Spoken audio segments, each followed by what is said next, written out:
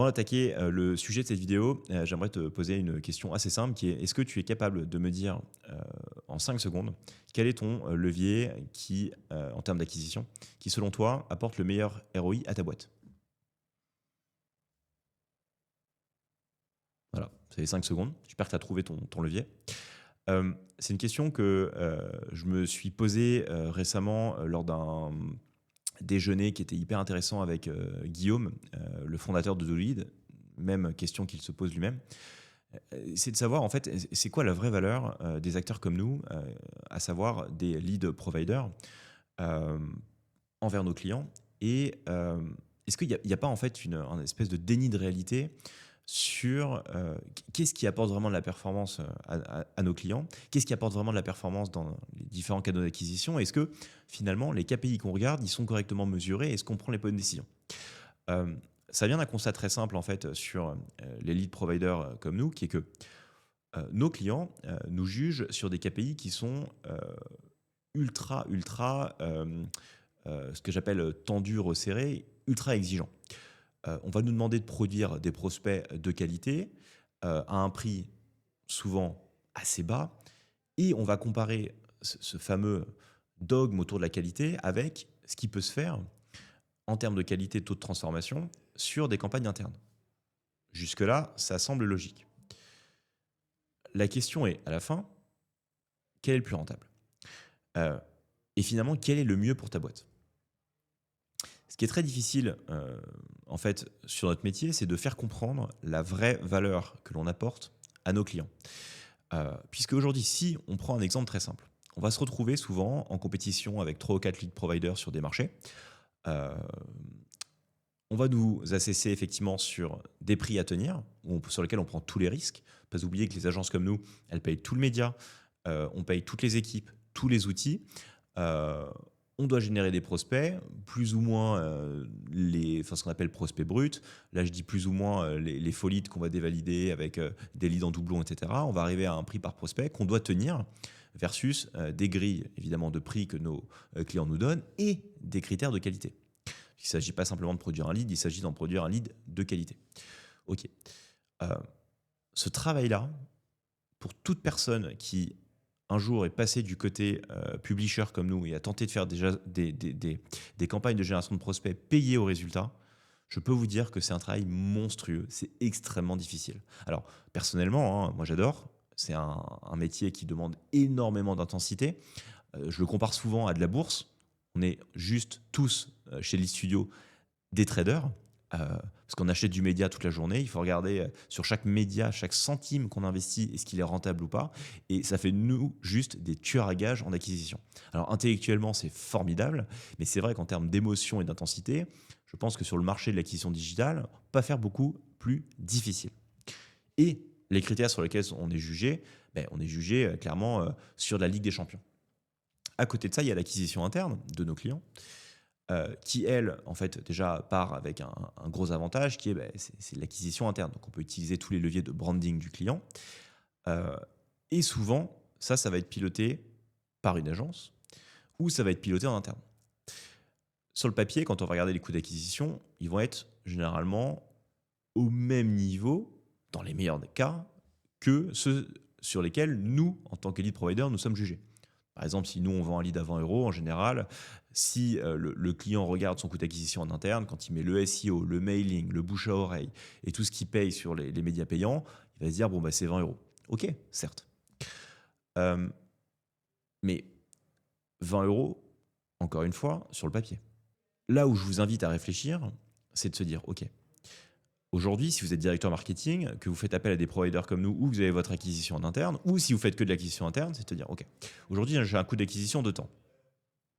Je paye le média, j'ai peut-être une agence qui fait son travail, pas forcément avec l'intensité d'Ali Studio, mais sur le papier, je paye du 20 euros, mais est-ce que c'est vrai? Parce que ces 20 euros, il faut rajouter les coûts de l'agence, il faut rajouter en interne, il y a une personne qui doit driver cette agence-là, il va y avoir des reportings, vous allez souvent devoir payer des outils en plus pour créer vos vidéos, créer vos sites web, il va falloir payer le développeur, toute la stack technique, etc. Et là, je vous propose de faire ce qu'on appelle un average cost base, c'est de se dire c'est quoi tous les coûts fixes alloué à cette acquisition interne et d'essayer d'en retransfaser comme une partie sur le coût d'acquisition. Et là, vous allez voir que globalement, un coût d'acquisition de lead studio, ça va être là, un coût d'acquisition interne, ça va être là. Et ça, c'est tout le débat sur lequel on essaie d'éduquer nos clients, que ce soit Guillaume chez Doolid ou moi avec Lead Studio, c'est de te dire, mais en fait, vous vous rendez pas compte de l'avantage que vous avez de pouvoir travailler avec des acteurs comme nous qui vont vous donner du business, des leads, tout compris à un prix prédictible à l'avance et qui vous décharge d'une partie structurelle de votre boîte qui est quand même pas facile. Gérer une agence, payer tous les outils. Si vous le faites en interne, c'est souvent des CDI qui vont piloter les campagnes, etc. Et en fait, on se demandait, mais pourquoi en fait? Pourquoi est-ce que c'est pas obvious finalement de se dire, mais les lead providers qui font bien leur boulot, mais Dieu merci qu'ils existent. Alors là, vous allez dire, ouais, mais Thomas, tu prêches pour ta paroisse. Non, c'est un fait. Et j'ai une certaine réponse à cette question. La première, c'est que je pense que notre marché, en tant que lead provider, souffre d'un énorme déficit de confiance. C'est indéniable. Et à raison. À raison parce que des lead providers, on n'a pas attendu entre guillemets lead studio pour que ça existe. Hein. Ça fait des dizaines d'années que ça existe et c'est vrai que beaucoup ont fait n'importe quoi. C'est des marchés qui sont très opaques. C'est très facile de tricher. Hein. Je peux vous le dire en étant de l'autre côté du bébé entre guillemets. C'est facile d'aller revendre 3 fois le lead, c'est facile de créer des faux leads, de faire tout et n'importe quoi. Sur le papier, c'est extrêmement simple. Et j'ai tout vu sur ce marché.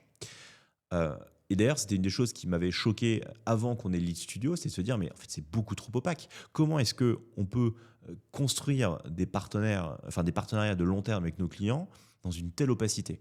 Donc, moi, c'est pour ça que j'ai créé Lead Studio, c'est pour ça que j'ai créé cette chaîne YouTube, ces vidéos, pour essayer de démocratiser la lead gen, montrer comment ça fonctionne, remonter le plus possible les funnels en termes d'acquisition de nos clients pour essayer de rebâtir la confiance. Mais j'ai quand même vraiment la sensation qu'on part de très loin et que seulement depuis quelques mois, notamment parce que tout le marché s'est assaini au niveau du GDPR, des contrôles sur Meta, Google et compagnie, et puis aussi de la montée en compétences des clients, que ça s'assainit. Et que beaucoup d'agences aujourd'hui, notamment Doolid, avec qui, pour lequel Guillaume est le boss, et avec qui je déjeunais il n'y a pas si longtemps, ce sont clairement des acteurs qui, je pense aujourd'hui, sont des acteurs qui sont fiables, sont trustworthy et qui ont un savoir-faire issu d'années et d'années justement à se battre contre des personnes qui faisaient n'importe quoi. Et donc, par cette vidéo, j'ai envie de vous amener à vous poser le débat, de vous dire, mais en fait, est-ce que le lead provider avec qui je travaille ou pour lequel j'avais jamais considéré n'est pas finalement mon meilleur allié? Donc, bon, j'en étais à expliquer pourquoi est-ce que on souffre d'un temps déficit de confiance. La deuxième chose, c'est que, pour revenir à ces histoires de pourquoi est-ce qu'en fait le décalage il est comme ça, je pense qu'il y a un manque aussi d'accompagnement en termes de mesures. Typiquement, la démo et la démonstration que je vous ai montrée avec la manière de mesurer vos coûts, en fait aujourd'hui, et la question que je vous ai posée, c'est est-ce que vous mesurez bien les bonnes choses? Parce que c'est facile d'aller mesurer le SEO, le bouche-oreille et de mettre tout ça dans un espèce de conglomérat de coûts d'acquisition général pour votre boîte.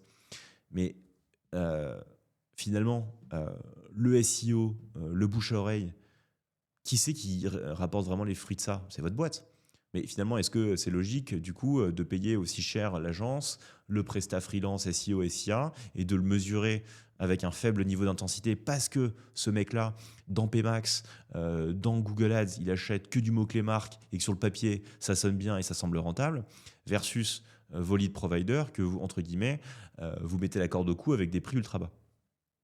Donc c'est là où je pense qu'il y a un problème aussi de mesure du côté de vous, clients qui m'écoutez potentiellement, c'est que je vous invite vraiment à re-questionner la manière dont vous pensez votre acquisition, vos coûts d'acquisition, et en fait, qui apporte vraiment de la valeur et de l'intensité dans votre business.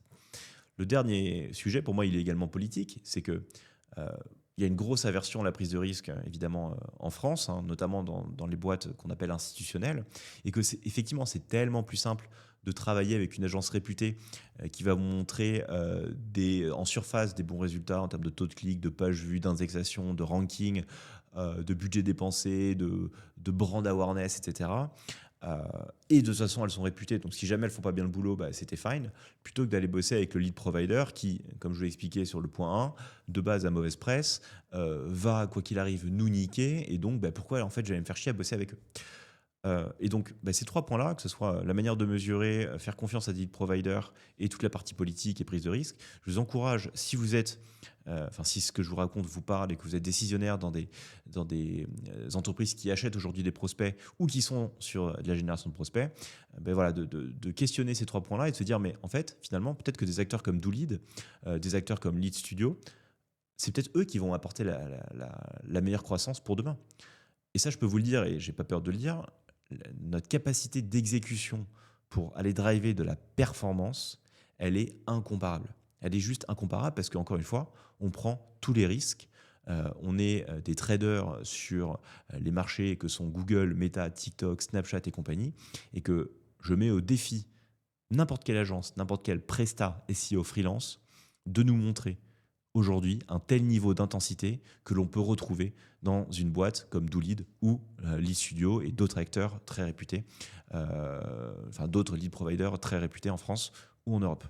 Et ben, ça, si vous arrivez à me le prouver, écoutez, je serai bluffé et je pense que malheureusement, on n'y arrivera pas. J'espère que cette vidéo vous permet encore une fois de vous poser les bonnes questions. Si elle a suscité un intérêt par rapport à ce que des acteurs comme nous font chez l'e-studio, bah, je peux que vous encourager évidemment à prendre contact avec nous. On vous partagera notre méthodologie, notre savoir-faire et en fonction de vos besoins et de ce que vous recherchez, j'espère qu'on pourra vous accompagner, vous proposer une solution qui justement vous permettra de découvrir cette intensité. Comment est-ce que on génère du lead dans le studio et je l'espère avec évidemment la bonne grille de lecture, les bons KPI, la bonne évaluation pour qu'à la fin vous voyez que notre travail, peut-être que, en termes de ROI, il est bien meilleur que ce que vous avez aujourd'hui. À méditer, en tout cas ravi de prendre contact avec vous si ça vous semble pertinent. Et en attendant, je vous souhaite une très bonne optimisation de vos campagnes Google, Meta et tout ce que vous voulez. Et je vous dis à très vite pour une nouvelle vidéo. Ciao!